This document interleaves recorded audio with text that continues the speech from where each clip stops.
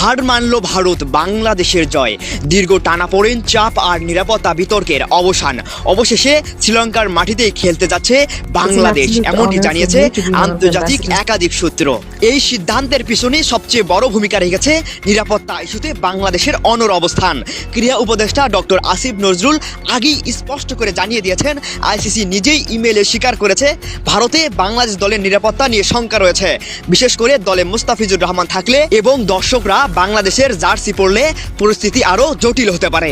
এই বাস্তবতায় কোনো ধরনের আপোষে যেতে রাজি নয় বিসিবি। ডক্টর আসিফ নজরুলের ভাষায়, নিরাপত্তা নিয়ে প্রশ্ন থাকলে বাংলাদেশ কোনোভাবেই ভারতে যাবে না, প্রয়োজনে বিশ্বকাপ না খেললেও। ভারতীয় ম্যাচ আয়োজনের বিষয়ে শুরু থেকেই চাপ সৃষ্টি করছিল বিসিসিআই।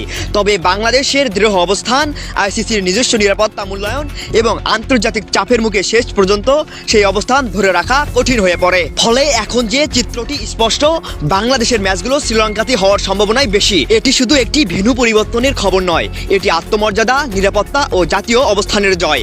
বাংলাদেশ হার মানে না, চাপের কাছে মাথা নত করে না। এই বার্তায় এবার পরিষ্কার করে দিল বিসিবি।